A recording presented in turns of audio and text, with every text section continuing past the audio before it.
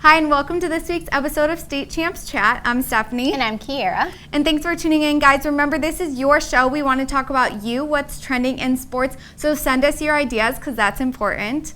And as always, we're going to talk about what's trending. First, we're going to talk about Michael Sam. Michael Sam. Yeah, you guys might remember he was the first openly gay player to be drafted into the NFL. He had 2 brief stints in the NFL with the Rams and the Cowboys, and then just this week signed with the Canadian Football League in Montreal. Yeah, unfortunately, he was actually dropped from Dallas after their practice.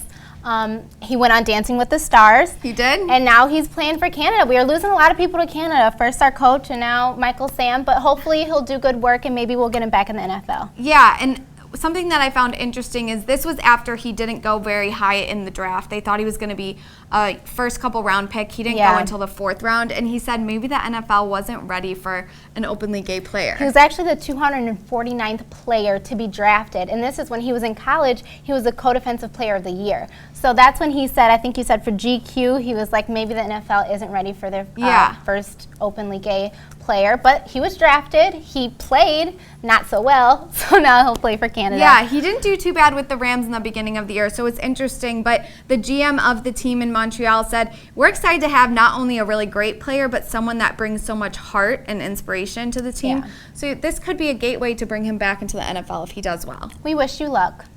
Now we're going to talk about our athletes of the week. We chose a few this week because, you know, high school sports season is coming to a close, so we want to honor a couple of you guys. First, we're going to talk about Mike Muffler of Stevenson High School. Mike, in 7th grade, popped out his shoulder out of its socket, had 2 surgeries, but didn't let it stop him. He is graduating this spring with 6 varsity letters, and so he won Stevenson's prestigious award called the Gabe Award Scholarship, and they give it every year to a student athlete who shows leadership, courage, and perseverance. So we thought that would be great to honor you as well as one of our athletes of the week. Yeah, and just to point out, he was a football player. That's why the shoulder injury is so important, that he pushed through, you know, and he's still conquered and got 6 varsity letters, so good for you.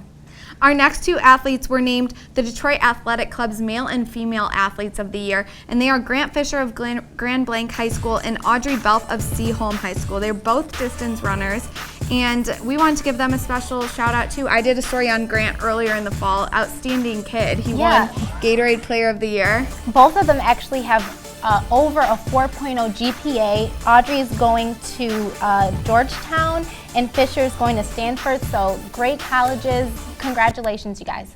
Awesome. As always, now we're going to talk about some hot topics, and this is one that we've brushed on kind of a lot lately, but you know, that's because it's been in the news a lot.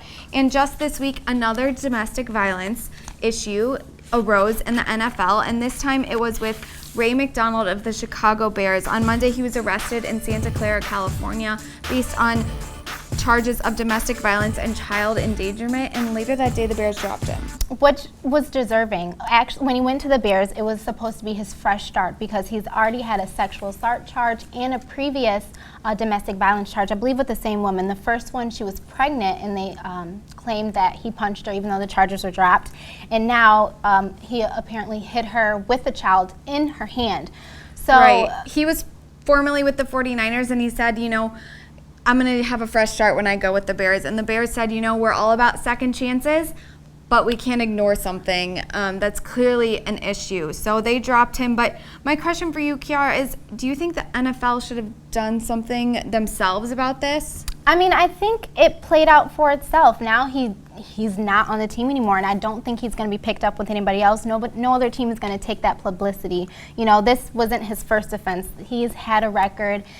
He's booted off the team. I just hope that the NFL, and they might already be doing this, implementing more programs to sensitize their players, you know, teach them that domestic violence isn't okay, all that good stuff. So let's hope that as the years go by, these stories are less and less prevalent and we won't have to talk about it anymore. Yeah, I hope that there's some type of change that starts to be implemented when they're drafting players. Yes. Next, we're going to talk about a little different, but we're going to talk about the sexualization of female athletes. Missy Franklin, you guys probably remember her. She was a famous Olympic swimmer, was just named a professional athlete, officially professional, a couple weeks ago. And she was asked about this when she is looking for sponsorships, how she would feel about doing an ad that might be a little bit sexy. Yeah, like in Maxim, she mentioned those kind of magazines, they can be a little bit more revealing. And she said she's 20 years old, she's not ready for that kind of stuff, and she got representation that knew her heart, and she was kind of back away from it. Yeah. She said, I'm going to stick to my values. I'm only 20 years old. Yeah, which is, and I completely respect that decision, but she also said that she doesn't, think badly of people who don't decide to do that. Which is important. Yeah, because sexualization of athletes is both for male and female. It's just kind of It just happens. It's a way, that advertisers make money. The truth of the matter is. But I thought it was great that she said, I'm only 20 years old. Let's act my age. Let's stick to my values. I don't judge anybody else for doing this, but, I'm going to stick to my gut with this. Definitely a positive role model.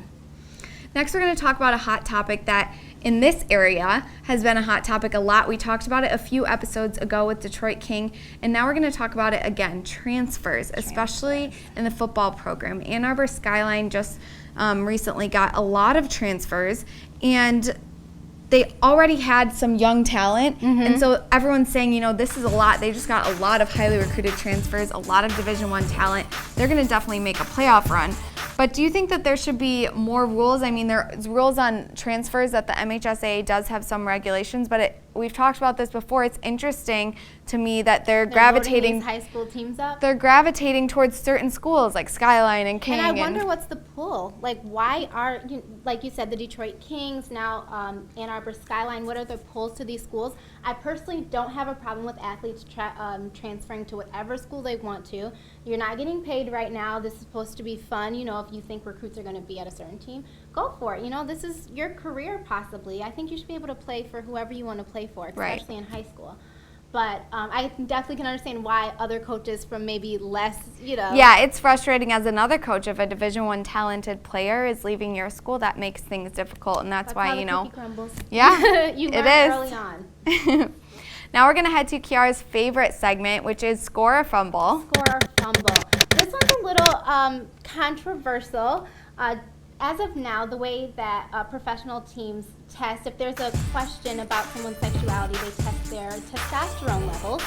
And we want to know, Stephanie, is it a score or fumble to ban female athletes who have a high testosterone level? I was reading the article about this, and I found it interesting because they said these are elite athletes, so they had a little bit higher of a testosterone level, which to me, they're elite athletes. They're not like everyone else, so it kind of makes sense that they might have a little bit higher of a testosterone level. So I think it's a fumble. I don't think that should be their only judgment. Their only criteria on whether they can ban these female athletes that might have a little bit higher of testosterone levels. I'm going to have to agree with you this week. I'm going to actually say that it's a score that they're banning females with high testosterone levels. And it's I said fumble. Oh, you said fumble? Yeah. Yeah. Well, I'm saying that they should be banned because the way that they're testing is their testosterone levels have to be really high. It's not, just a little bit. They have to be high testosterone levels. And the famous case for that was back in 2009, South African runner Caster. She was 18 at the time. She tested for high testosterone, and it turned out she was intersex, and she couldn't run in the Olympics. She was actually allowed to run in 2011, but it's still a sticky situation. Yeah, so I just think that it can't be their only criteria. They need to have some other types of criteria before that they can make those decisions. And there's actually an Indian sprinter right now, Dunty, who's fighting it. Who's fighting being able to run even though she has high testosterone levels. So we'll see how it turns out. Yeah, it'll be interesting to see how it turns out. And along those same lines, another score or fumble, AT&T just released an advertisement recently showing a female at a Major League Baseball game throwing out a first pitch. And the commentator says, when the first woman throws out a pitch at an MLB game, where will you be? Dun, dun, dun. Dun, dun, dun. And it's an advertisement for AT&T. I thought it was so cool. I loved how they said when and not if. They mentioned that in the article that they said when. And I thought that was awesome. I think this is a huge score. So you think that females should be able to play with the boys in majors? I don't know if there will ever be someone with that talent level, but I think they should be allowed to. Exactly. If they make the cut and if, they have the talent to do it, they should definitely be allowed. That's definitely a score, but it's going to have to take an extraordinary woman to know how to throw the ball. Maybe Monet will be the first one. I'll keep rooting for her. Yes, that is very true. So scores from us. Now it's time for our new segment that we've been doing, which is our clip of the week. And make sure that you guys are sending us clips of the week. If there's anything that happened around here in high schools, anything funny, anything that you guys want to see. This week it is a one-handed catch. One of the Red Hawks hitters throws a bat nearly 120 feet while batting, according to the announcer, and they show a guy in the crowd with a beer in one hand. He just throws his hand up and catches the bat in the other. Yes. Completely doesn't fumble his beer, nothing. It might have been a funnier clip if someone got hit with the bat, but it's definitely Well, a woman awesome next to him kissed him on the cheek after and I says, thought "Good that was job." like his wife. I don't think so. Oh, well, that's a victory. The downfall is, though, they didn't let him keep that bat. He deserved to keep that bat. They gave him a batting practice bat. I think Oh. there's issues with them actually giving I away the figured balls that's and what it'd be. the actual equipment. But So we did have pretty some funny fun clip of the souvenir. week for this week. Don't forget State Champs is on this Sunday on Fox Sports Detroit at 9 a.m. and you can check out all sorts of stuff on the episode this week. We have a feature on a runner who passed away this past winter, and there was a special 5K that was dedicated to him in Roseville. We also have an update on our UAW Softball Player of the Year contest, and the Final Four was released in our Lacrosse Player of the Year contest. So make sure to tune in at 9 a.m.